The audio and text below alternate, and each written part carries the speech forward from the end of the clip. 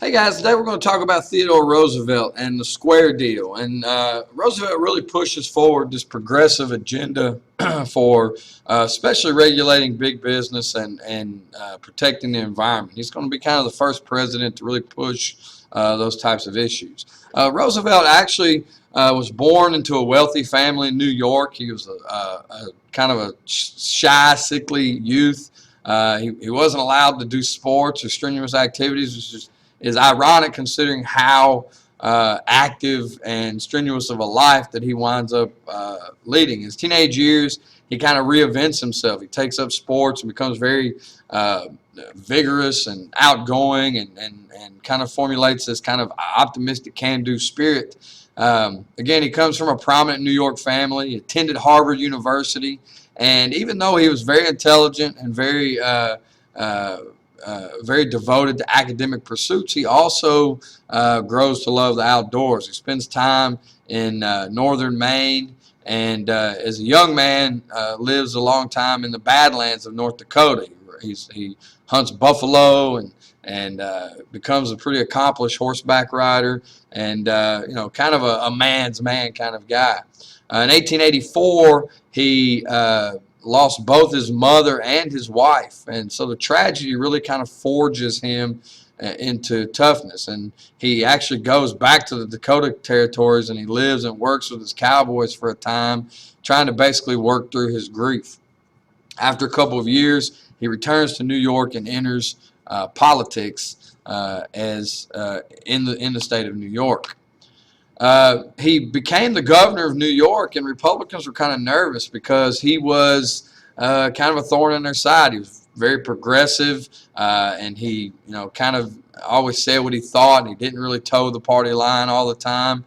And people were worried because the governor of New York was very powerful at that time. New York kind of had was a trendsetter when it came to government reforms, and so the Republican Party, trying to kind of limit his power and authority, actually offer him the vice presidency. They got him elected as vice president, and they thought, okay, this is a way that we'll kind of get rid of him, because the vice president really has very little constitutional authority. So it was kind of something where they could say he was moving up, but really, he's being put in a position where he's going to have less power.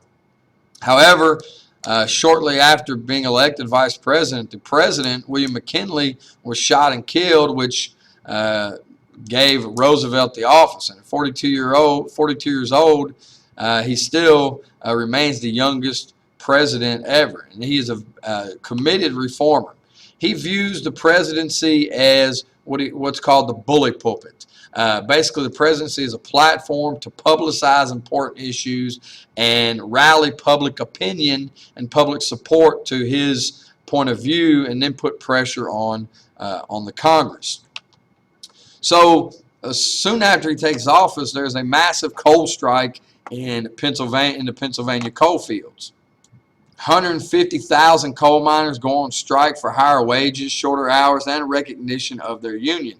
Roosevelt, as the winter neared, was worried because if the coal strike wasn't resolved, people wouldn't have coal for heating and for electricity and things of that nature. So he urged the mine workers and the mine owners and the workers to go to arbitration. And arbitration is like a negotiation where both sides present their case, and then an arbitrator, maybe like a judge or somebody like that, will broker a deal between the two. The workers said they would gladly go to arbitration, but the owners refused. And as winter drew closer, Roosevelt basically said, look, if you don't go to arbitration, the federal government will take over the mines and operate it as part of government. And he said if the owners didn't go to arbitration, they would do this. And this is really the first time the federal government works to protect the interests of the public. Basically, Roosevelt makes the argument that if coal is not available, that the coal industry is a vital public interest, and if they don't come up with a solution, then the government will. So basically, the owners were forced into arbitration, and this is a 3-month investigation, and the arbitrators gave the workers a shorter workday and higher pay, but they did not require the mining companies to recognize the union. Overall, however, this is a victory for the workers because this is the first time that the federal government has intervened on the side of workers. So this is an important step. Roosevelt was satisfied with it, and he called it a square deal, a fair compromise, basically. So square deal is going to kind of become the nickname for his reforms that's focused on regulating business and protecting consumers and all that type of stuff. He uses the term square deal as kind of the campaign slogan and the platform for his presidential run in 1904. And he promised to see that each person was given a square deal because he's entitled to no more and should receive no less. Roosevelt's promise revealed his belief that the needs of workers, business, and consumers had to be balanced, that it shouldn't be just business interests that are supported by the government.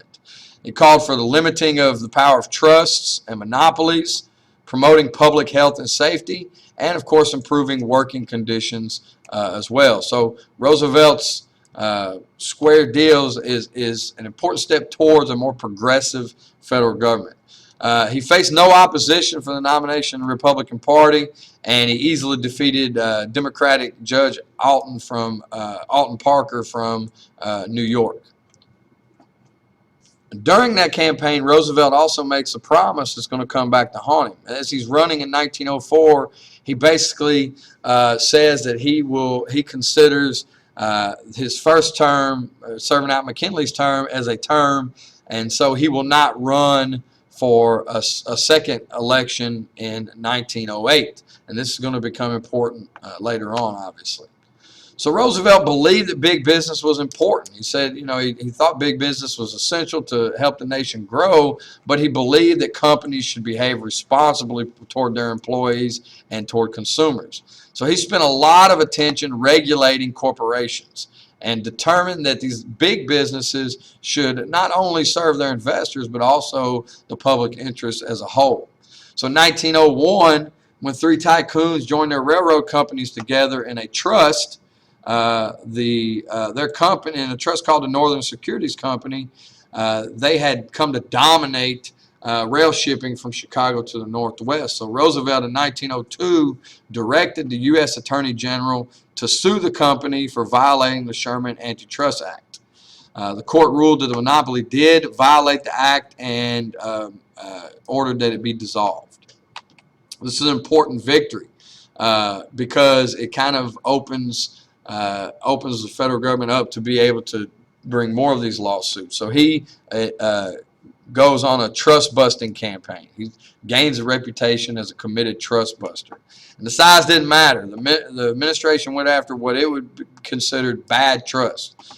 Companies that sold inferior products to consumers, companies that competed unfairly or monopolized markets, and also corrupted public officials. So you have a lot of the boxes that we've talked about with progressivism. They're going to be hit by Theodore Roosevelt. So Roosevelt believes that the best way to ensure competition was through government regulation. And he, at the time, railroads granted rebates to their best customers. So the largest corporations, the largest companies paid a lower rate than small farmers or small businesses.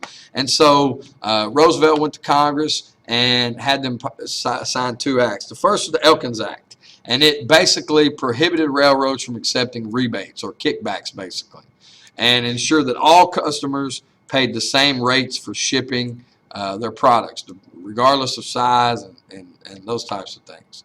Then in 1906, the Congress passed the Hepburn Act, and this strengthened a existing organization called the Interstate Commerce Commission, which gave the commission the power to set maximum railroad rates, and also, maybe even more importantly, gives the Interstate Commerce Commission the power to regulate companies engaged in interstate commerce. Basically, gives the federal government the authority to regulate trade between the states. Another major problem during this period was the practices of food and drug companies that would use advertising and other methods to kind of pull one over on the consumers. For instance, dairies would churn milk into spoiled butter, excess milk that they had that they didn't sell. They would turn it into butter that would be spoiled and not good. Poultry sellers would, when they were selling eggs, they would use formaldehyde to hide the smell of rotten eggs. So many consumers thought they were buying healthy food when in fact it was actually tainted and rotten. Drug companies were a big concern because many sold medicines that didn't work. Some marketed non-prescription medicines that contain narcotics. For instance, Dr. James' soothing syrup for teething babies contained small amounts of heroin. Gowen's pneumonia cure had morphine, both highly addictive drugs. Many cough medicines and things of that nature contained high contents of alcohol, and so these things needed to be regulated as well. Also, the meatpacking industry comes under a lot of scrutiny, especially after Upton Sinclair's novel *The Jungle* is published. Roosevelt, answering all the public shock and criticism after the book and other incidents come out where the meatpacking industry was doing all sorts of dirty, unsanitary, unhealthy things, basically orders the Secretary of Agriculture, James Wilson, to investigate meatpacking conditions in the meatpacking houses. And his report really shocks Congress into action, and they pass two major consumer protection laws. First is the Meat Inspection Act, which requires the federal government to inspect all meat shipped across state lines. So if you see the USDA sticker on meat that you buy at the store, that's why. Also, they passed the Pure Food and Drug Act, which outlawed food and drugs containing harmful ingredients and required that containers carry ingredient labels, which we still obviously have today. Roosevelt's also the first conservation president. In the late 1800s and early 1900s, natural resources being used at an ever-increasing rate. And you also had deforestation, plowing, pollution, overgrazing, all these things that negatively impact not only the environment, but the ability of the economy to continue to produce into the future. So he recognized that natural resources are limited and that the government should regulate those resources. Now, he didn't agree with naturalist John Muir, who wanted the entire wilderness preserved. Roosevelt believed that conservation involved management, but that you had to have land for economic uses as well as for preservation and things of that nature. Roosevelt signs the New Lands Reclamation Act of 1902, which reflects his beliefs that the government is allowed to create irrigation products to help reclaim dry lands. This is going to open up farming to whole new territories. Project was funded from money raised by selling off public lands to private businesses in many cases. 24 reclamation projects were launched under the NRA during Roosevelt's administration. So you see Roosevelt using the power of the presidency and the power of the federal government to limit the strength and power of big corporations, to help small businesses compete, in some cases to protect workers, but definitely to protect consumers from high prices, from price fixing, to protect them from inferior products and other things that he believed negatively impacted the public interest. He also is the first to use the power of the federal government to ensure the conservation of lands and resources in the United States. And of course, so he expands the power of the federal government and the power of the presidency. And we're going to talk a little bit more about his predecessors, William Howard Taft and Woodrow Wilson, following his footsteps to some degree. We'll also talk next time about the election of 1912 and the issues that pop up during that time period. So we'll see you next time. Bye.